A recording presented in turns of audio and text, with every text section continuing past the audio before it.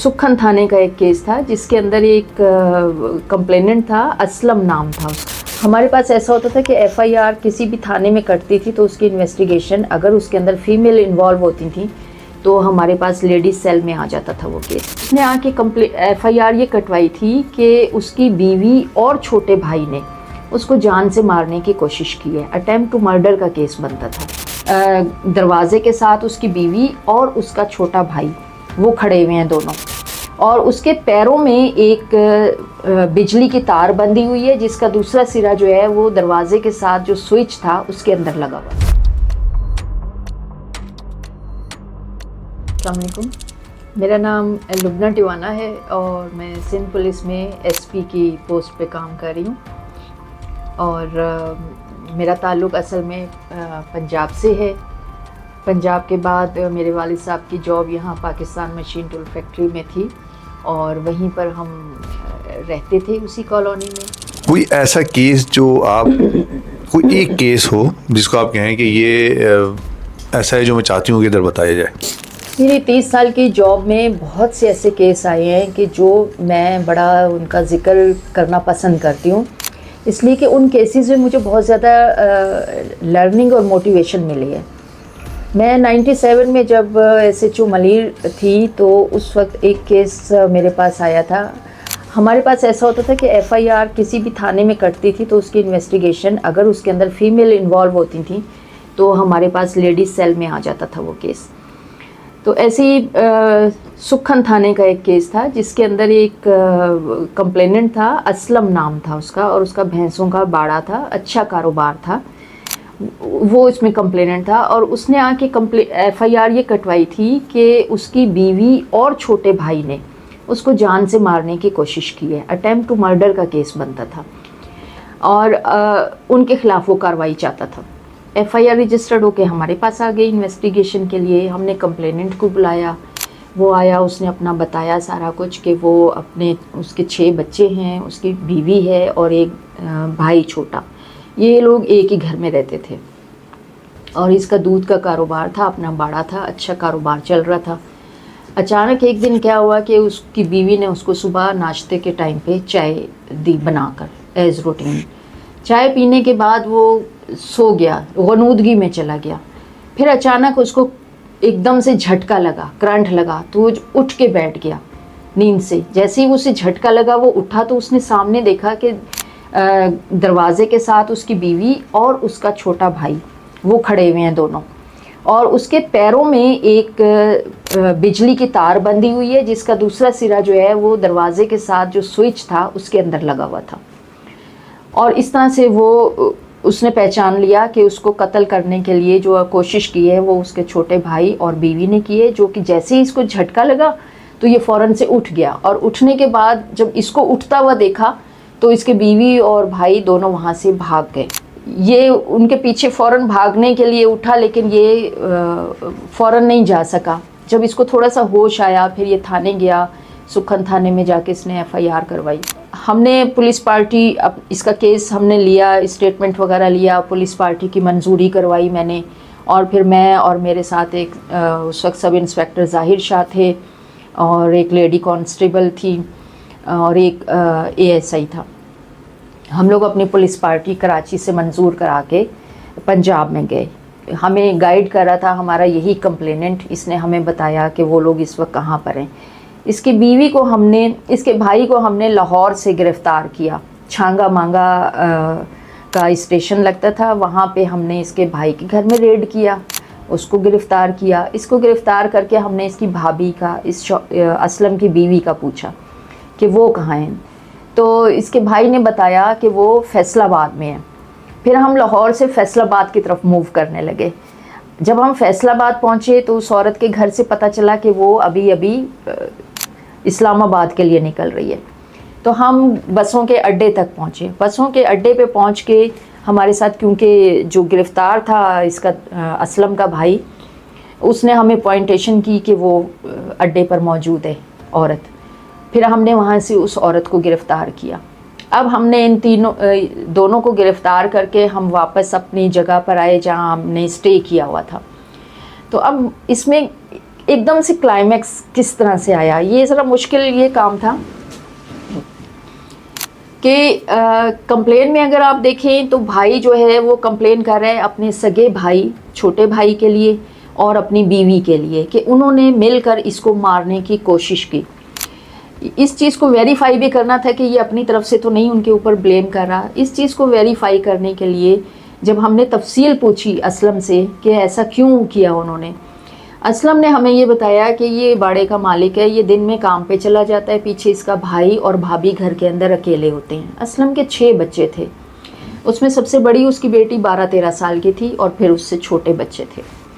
تو ہم نے اس کے بیان کو ویریفائی، اور اس نے اسلم نے یہ بھی بتایا کہ اس کے بھائی کا افیئر اس کی بیوی کے ساتھ تھا، مطلب دیور اور بھابھی کا افیئر چل رہا تھا اور کافی عرصے سے چل رہا تھا. اور اسلم کو جب شک ہوا اس کے اوپر تو ان دونوں کو بھی پتہ چل گیا کہ اب اسلم کو پتہ چل گیا.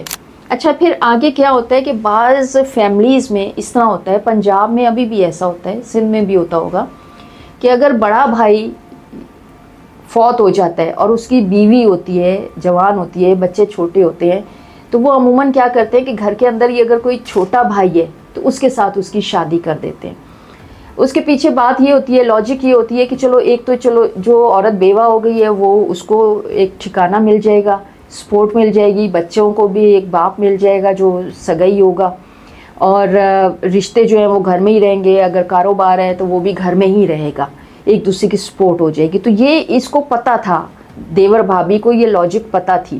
اب انہوں نے کیا کیا کہ اس کو اسلم کو راستے سے ہٹانے کے لیے دونوں نے پلاننگ کی اور اس کو چائے کے اندر نیند کی گولیاں کھلا کے ملا کے اس کو سلا دیا اور اس کے پیروں میں تار باندھ کے اس کو انگوٹھے میں تار باندھی اور اس کا سوئچ دبا دیا. اب جیسے ہی کرنٹ لگتا اور جو کہ لگا بھی، کرنٹ لگنے سے یہ اسلم مر جاتا، اور جب یہ مر جاتا تو دونوں کا راستہ بالکل صاف ہو جاتا. عورت کے پاس اس کے بچے بھی اس کو مل جاتے، اس کا کاروبار بھی اپنے شوہر کا مل جاتا، گھر بار آلریڈی اس کے پاس تھا، اور جس کے ساتھ وہ افیئر چلا رہی تھی اپنے دیور کے ساتھ وہ دیور بھی اس کو مل جاتا. تو ان کی پلاننگ بڑی اسٹرانگ انہوں نے بنائی تھی. لیکن اس میں اب جس کو اللہ رکھے اس کو کون چکھے. اللہ تعالیٰ کو منظور نہیں تھا کہ اسلم اس وقت کرنٹ لگنے سے مرتا. اور اگر یہ بعد میں اس کو کیسے بتاتے کہ جی وہ کرنٹ لگ کے مر گیا، کرنٹ لگ کے کسی بھی طرح سے مر سکتا ہے، تو وہ ان کے مطلب ان کا پلان بڑا اچھا مکمل پلان تھا، لیکن اللہ تعالیٰ کو منظور نہیں تھا. تو وہ جیسے ہی اس کو اسلم کو کرنٹ لگا، اس کرنٹ لگنے کی وجہ سے ہی وہ اٹھ کے بیٹھ گیا. اور جب وہ اٹھ کے بیٹھا تو اس نے اپنے سامنے ہی اپنے قاتلوں کو دیکھ لیا جو اسے قتل کرنا چاہتے تھے، مارنا چاہتے تھے، راستے سے ہٹانا چاہتے تھے. اور انہوں نے بھی جب دیکھا کہ وہ اٹھ کے بیٹھ گیا ہے تو یہ اس ڈر سے فوراً وہاں سے بھاگ گئے کہ ہم پکڑے نہ جائیں. اب اس چیز کو اس اسلم کا یہ کہنا تھا کہ اس کی بیوی اور اس چھوٹے بھائی کا آپس میں افیئر ہے، تو یہ غلط بھی ہو سکتی تھی انفارمیشن، جس کو ہم نے ویریفائی کیا اسلم کے بچوں سے. اب بچوں سے عموماً اس طرح کی باتیں نہیں پوچھی جاتی، لیکن ہم نے گھما پھرا کے اس طرح سے بچوں سے پوچھا کیونکہ سچ ظاہر ہونے کا وہ بھی ایک طریقہ تھا. تو میں نے اس کی بڑی جو بیٹی تھی جو 13 سال کی تھی اس سے میں نے یہ پوچھا کہ بھائی جب ابا گھر میں نہیں ہوتا تو آپ امی ابو کیا کرتے، امی کیا کرتی ہیں، چاچا کیا کرتا ہے. اس پہ وہ مجھے آج بھی یاد ہے، اس کی بچی نے کہا کہ جب ابا چلا جاتا ہے تو چاچا آتا ہے امی کے پاس اور گھٹ گھٹ کے اس کو جفیاں ڈالتا ہے. تو یہ ایک ایسا وہ سین تھا کہ جو بچوں نے خود بھی دیکھا ہوا تھا اور جس سے اندازہ ہوتا تھا کہ بچوں کا باپ اگر کوئی چیز محسوس کر رہا ہے تو وہ بالکل صحیح ہے. بہرحال اس کے بعد جب ہم نے انہیں گرفتار کر لیا تو ہم لاہور میں تھے، اگلی صبح ہمیں ٹرین سے واپس آنا تھا. ہم بیٹھے ہوئے تھے تو ہم اپنی کارروائی پوری کمپلیٹ کر رہے تھے اور ادھر ان تینوں کو ہم نے بٹھا دیا. اب بڑا بھائی، چھوٹا بھائی اور اس کی بیوی تینوں یہ بیٹھے ہوئے تھے. تو میں ایسی سن رہی تھی، آپس میں وہ گلے شکوے ایک دوسرے کو کر رہے تھے. بڑا بھائی کہہ رہا تھا چھوٹے بھائی کو کہ دیکھو تم نے یہ کیا کر دیا میرے ساتھ، اور میں تو تمہیں بالکل اپنے بچوں کی طرح میں نے تو تمہیں پالا ہے، تمہاری ہر خواہش پوری کی اور تم نے میرا ہی گھر اجاڑنے کی کوشش کی. پھر وہ آپس میں گلے شکوے کرتے رہے. وہ بہرحال رات ہماری گزری. پھر ہم کراچی آ گئے. کراچی آئے تو وہ بڑے بھائی کے اوپر اپنے چھوٹے بھائی کو لے کے بڑا صدمہ بھی تھا، بڑا رنجیدہ بھی تھا، اور بیوی پہ بھی تھا کہ اس نے بے وفائی کی. پھر اس نے اسلم نے آ کے ہمیں کہا، مجھ سے کہا کہ آپ ایسا کریں میڈم کہ میرا بھائی ہے اس کو آپ کیس سے نکال دیں، کیونکہ رات بھر بیٹھ کے ایک دوسرے سے معافیاں مانگتے رہے، رونا دھونا کرتے رہے وہ لوگ. تو اس نے کہا کہ آپ اس کو نا میرے بھائی کو نکال دیں کیس سے اور میری بیوی کو آپ جیل میں بھیج دیں. میں نے اسے کہا کہ دیکھو ڈیفالٹر دونوں ہیں، تو اگر سزا ملے گی تو دونوں کو ملے گی، معاف کرنا ہے تو دونوں کو معاف کرو اور سزا دینی ہے تو دونوں کو دو، ورنہ میں کسی ایک کو چھوڑنے کے حق میں نہیں ہوں. بہرحال یہ ہے کہ پھر میں نے ان کا دونوں کا ہم نے چالان بنایا اپنا، ان دونوں کو نامینیٹ کیا، دونوں کو سزا ہوئی، دونوں جیل گئے اور جیل میں جانے کے بعد ان کا کیس جو ہے وہ چلتا رہا. بیسک اس کے اندر یہی تھا کہ یہ تھوڑا سا مشکل کیس اس وجہ سے لگ رہا تھا کہ آئی وٹنس ڈھونڈنا، پھر اس بات پہ یقین کرنا کہ وہ اس کو مارنے کے لیے کوشش کر رہے ہیں، پھر وہ کامیاب بھی ہو گئے. تو یہ بڑا ایک سینسیٹیو، اور اس میں کلائمیکس والا سین کون سا تھا جو میں نے خود، ویسے فلموں میں ہم دیکھتے ہیں لیکن اس کے اندر جو میں نے دیکھا کہ وہ رات جب یہ تینوں آپس میں بیٹھے اور کبھی ایک دوسرے کو رو کے اپنا گلا شکوہ کرتے تھے، کبھی غصے سے کرتے تھے، پھر معافی تلافی کا وہ سین. لیکن وہ اب وقت گزر چکا تھا، کیوں کہ وہ ایک کرائم کر چکے تھے اور کرائم بھی تھا مرڈر کیس. اگر وہ مرڈر کیس کامیاب ہو جاتا، اگر وہ کرنٹ لگ کے اسلم اس وقت دوبارہ زندہ نہ ہوتا، تو جو انہوں نے ایک پلاننگ کی ہوئی تھی کہ ایک بندے کو راستے سے ہٹا کے اس کا بزنس بھی قبضہ کرنا، اس کے بچوں کو بھی اپنے پاس رکھ لینا اور اپنا ایک جو گندا ان کا ایک ریلیشن تھا اس کو بھی کمپلیٹ کر لینا. تو یہ ہمیشہ مجھے کیس یاد آتا ہے اور اس میں سیکھنے کو بھی بہت کچھ ملا کہ نزدیکی رشتے کیسے ایک دوسرے کو دھوکہ دیتے ہیں، کیسے جو بھروسہ ہوتا ہے ایک فیملی کا اپنے اوپر، اپنے قریبی رشتوں کے اوپر، وہ کیسے تباہ ہو جاتا ہے، اور کیسے لالچ ہے کہ لالچ چاہے وہ مال کا ہو، چاہے زن کا ہو یا زر کا ہو یا زیور کا ہو، وہ لالچ کیسے انسان کو اس کے درجے سے نیچے گھٹا دیتا ہے.